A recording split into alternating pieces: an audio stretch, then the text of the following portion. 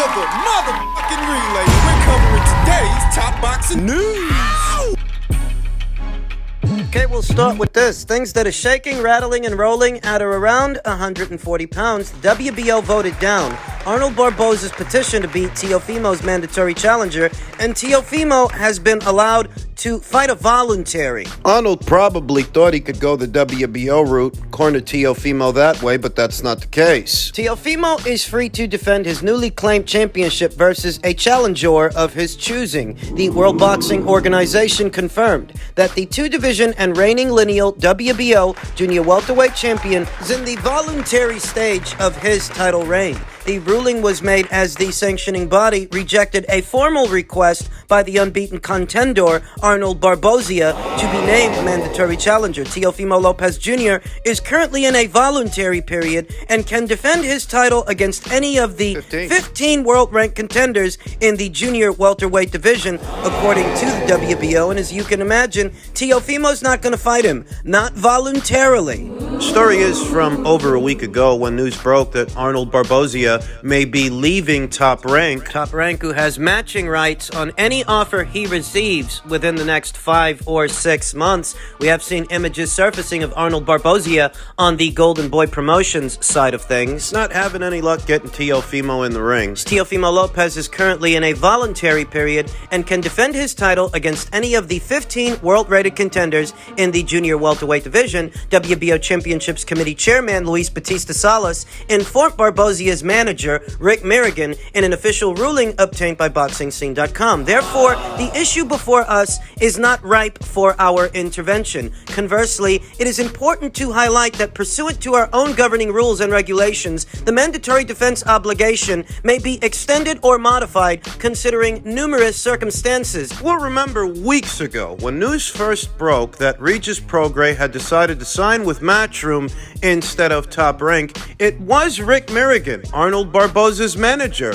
who decided to lambast him for it, chastise him for it. Claiming that Regis Prograis was avoiding all the good fights and all the good fighters on the Top Rank side of things, when as luck would have it, he can't get his own fighter a good fight with a Top Rank fighter, even though he was on that side of the street. So what does that tell you? Maintaining my original position, the real reason Rick Merrigan was so invested, so interested in Regis signing to Top Rank is because he had aspirations of putting Arnold Barboza in the ring with Regis. That's what that was all about. Because he wasn't having any luck getting his fighter a fight with Teofimo Lopez. I hardly think Rick wants to make a fight between two of his own guys, Jose Ramirez and Arnold Barboza. So now what we're seeing is that Arnold is shopping himself around, and as stated, there were some images that surfaced a little over a week ago of Arnold Barboza having meetings with the people at Golden Boy. So hungry for Regis Prograis to cross over to the Top Rank side of things to fight Top Rank fighters when even they can't get fights with some of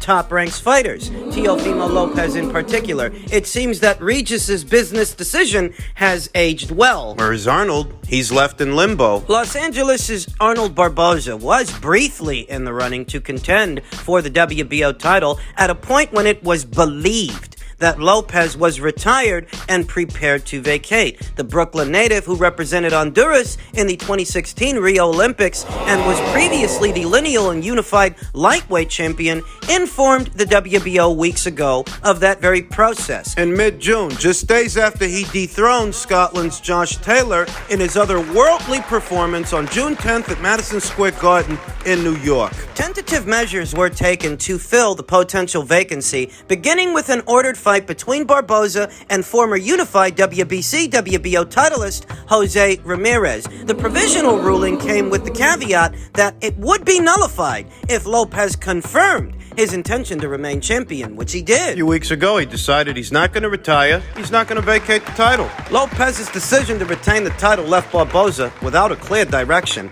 Thus, his decision to petition the WBO on July 14th to have his status confirmed as mandatory challenger, the grounds existed for the request. The previous mandatory title defense was when Taylor barely edged England's Jack Catterall in a highly disputed decision victory last February 26th in Glasgow. It was over a year ago. That's the last time a mandatory challenger was satisfied by way of the WBO. Lopez was permitted to challenge for the title while the WBO was unsuccessful in its effort to order a title eliminator, ironically involving Barboza, whose team declined the opportunity to face Australia's Liam Barrow after Matchroom Boxing won the purse bid. That's saying that if Arnold Barboza and Rick Merrigan would have went ahead with the Liam Barrow fight that they withdrew from, If they would have beat Liam Barrow, they would have had mandatory status and an avenue to challenge Teofimo. but then why did they withdraw? Because they didn't like the money. Because they think that Arnold's supposed to get an arm and a leg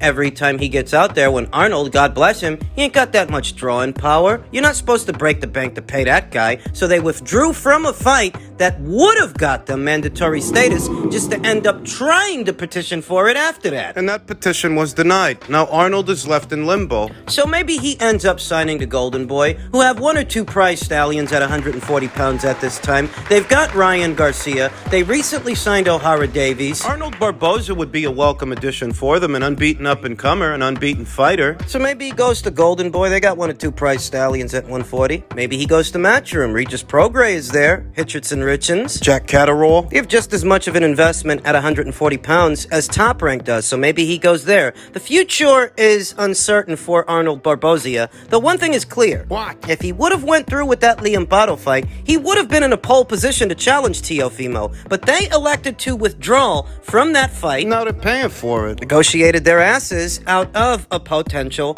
title shot.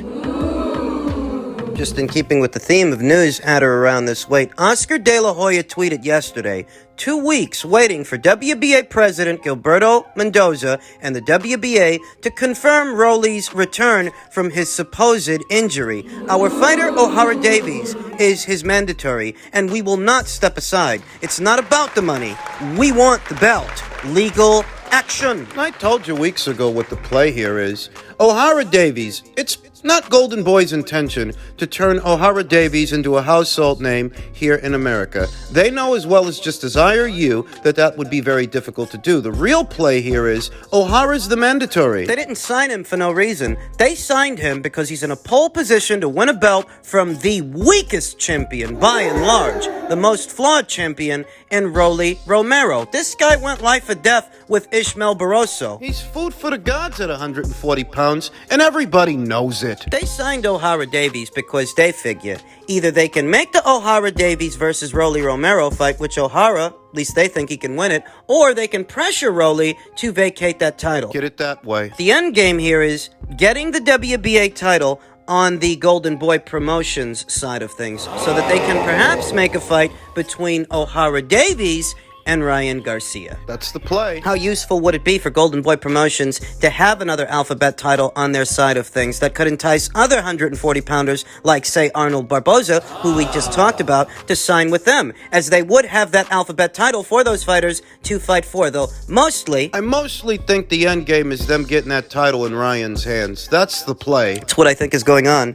To do that, they've got to apply pressure on Rolly Romero, on the WBA, to satisfy OHara Davies as his mandatory challenger. And if he doesn't want to do that, the title is forfeit and he must vacate it. That's what it is. Rolly Romero some weeks ago claimed to be injured. In truth, I don't actually believe he's injured. I think he's stuck between a rock and a hard place. OHara Davies being his mandatory challenger means that if you make this guy an offer and he don't like it, the fight might end up going to a purse bid. And if it goes to a purse bid, Things could get expensive. Rolly Romero is on the PBC side of things. He's a Mayweather Promotions fighter, and a fight between Rolly and OHara Davies is not the kind of fight you want to have to break the bank over. You don't want to overspend. That fight ain't a hot ticket. And Rolly, for as much as he's talked about on the internet, he's not actually that big a draw outside of that digital world, outside of that digital environment. When his last fight with Ishmael Barroso went head-to-head with Yanni Beck Alimkhanalai's fight, Yanni Beck's fight drew more viewers than his fight.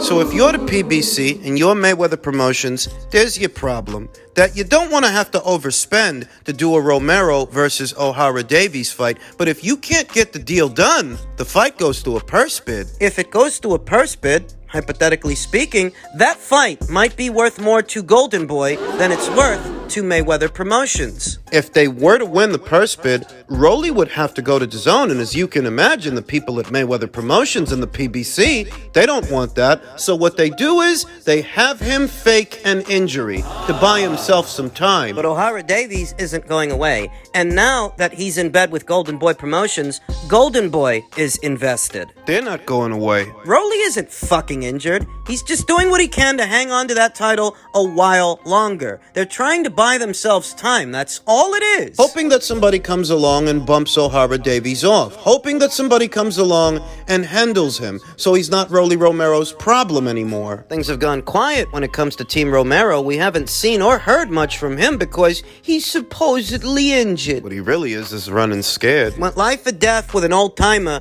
in Ishmael Barroso. There's a legitimate chance that if OHara Davies gets him in the ring, he might beat him, and they know that. So they're protecting him at all costs in order to keep that WBA title on their side of things. But at some point... I mean, so long as OHara Davies stays mandatory challenger, he's going to have to answer to this guy. The PBC want to drag this out the same way they drug out what was supposed to be the negotiations for Lee Wood and Leo Santa Cruz. And eventually, Leo ended up vacating that title. That might end up happening here with these two.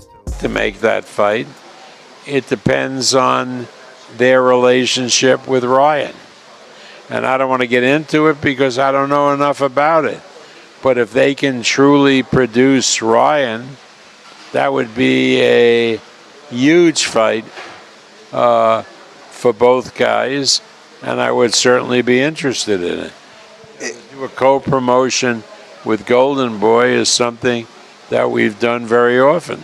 If Tio is distracted with personal problems, then Garcia, who really punches hard, can win by knockout. Heard it from the horse's mouth, Bob Arum himself, that at this time, there are already preliminary discussions about a potential Ryan Garcia versus Teofimo Lopez fight. You ask yourself, well, where does the WBA title and where does OHara Davies fit into all of this? The goal for Golden Boy might be to get that title out of Rolly Romero's hands before this year is out so they can do a fight between OHara Davies and Ryan Garcia. At which point, should Ryan win, they can stage Garcia versus Lopez as a 140-pound unification match between young champions. Bob Arum and Oscar De La Hoya's working relationship isn't on the rocks the way, say, Bob Arum's relationship with Eddie Hearn is, or Oscar's relationship with Eddie Hearn is. I mean, they don't have friction with each other, so a co-promotion between Golden Boy and Top Rank is viable. Though outside looking in, the whole thing, at least to me, seems contingent upon them first getting that WBA title in OHara Davies' hands, and then staging an OHara Davies versus Ryan Garcia fight in the fall or winter months. That's the end game. That's what I think this is really all about, because I reiterate, nothing against OHara Davies, but you're not going to turn that guy into a household name here in America. So if Golden Boy signed him, what was their intention? What did they sign him for? And that's likely it. It's not about getting OHara Davies the WBA title, it's about getting Ryan. Getting him that title. Though for OHara Davies, it's not a fruitless endeavor. With Golden Boy Promotions behind you, there are resources in the DAZN platform to apply pressure on the WBA and keep Rolly Romero under pressure. They might be able to get that title out of Rolly's hands. Not dissimilar from how Matchroom got the WBA title out of Leo Santa Cruz's hands in that long drug-out situation that he had with Lee Wood, his then mandatory challenger. It might pay off. It's not a fruitless endeavor for OHara Davies because Golden Boy may be able to help him get that title, at which point they can then put him in a big fight, a big fight with Ryan Garcia. Then it just becomes a question of OHara beating Ryan or Ryan beating OHara. Get a decent purse fighting Ryan Garcia, because if nothing else, we know that Ryan is a draw. He's certainly a bigger draw than Rolly Romero. Both Rolly Romero and Ryan Garcia share a common opponent in Gervonta Davis. The both of them fought Gervonta on pay-per-view. And look at the difference in the numbers. Look at the difference in the metrics. When Rolly fought that guy, it brought in just under 300,000 buys. But when Ryan fought him, it brought in over 1 million. Ryan. We know who the bigger draw is. We know who has more of a following, and it's not Rolly. Trying. So if you're OHara Davies and you now have Golden Boy Promotions behind you, and it's Golden Boy's intention to put you in the ring with Ryan at some point in defense of your title, that can get you a nice price. That can get you a nice payday. Preliminary discussions for a Teofimo Lopez versus Ryan Garcia fight. Ryan is rumored to be returning in the fall. So is Teofimo. You could bill that as a pay-per-view, given the schlock that the PBC regularly puts on pay-per-view. Fights like Gervonta Davis versus Hector Luis Garcia. Right. Fights like David Benavidez versus Caleb Plant. What are decent fights, decent, But not really box office worthy. the bar that is set, the bar for what ends up being a box office fight these days is set very low, whereas a fight with Ryan Garcia and Teofimo Lopez, that'll put some asses in some seats,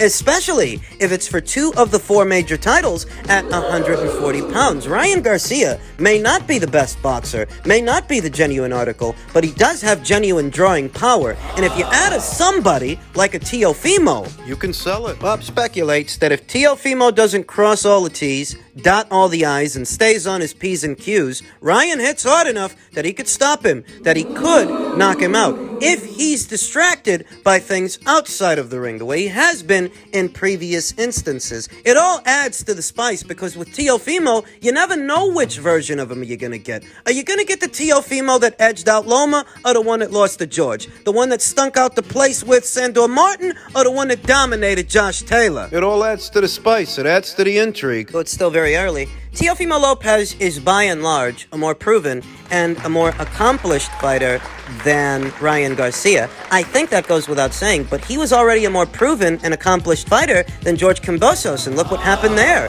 If Teofimo Lopez is distracted, all kinds of things can happen. It's a big money fight, though. It is. That's a big money fight. Ryan Garcia versus Teofimo Lopez early next year for what could be 2 of the 4 major titles at 140. You can sell that. You can definitely sell that. There's no money in Rolly Romero staying WBA champion. The most that he can do is put that title on the line in a Gervonta Davis rematch that no one is asking for, no one wants to see. For the WBA and what is in their best interests, if they want bigger sanctioning fees than Rolly Romero can bring them, then it behooves them to put that title in OHara Davies' hands so Ryan can win it from him. Rolly's not going to bring you any money. The only way Rolly can bring you anything is if you put him in the ring with Ryan, but at this time he's not at liberty to fight Ryan because OHara's his mandatory challenger. He's not at liberty to fight Ryan, and OHara doesn't want to step aside. OHara Davies now being a Golden Boy Promotions fighter, Golden Boy would love to do an in-house fight. I'm sure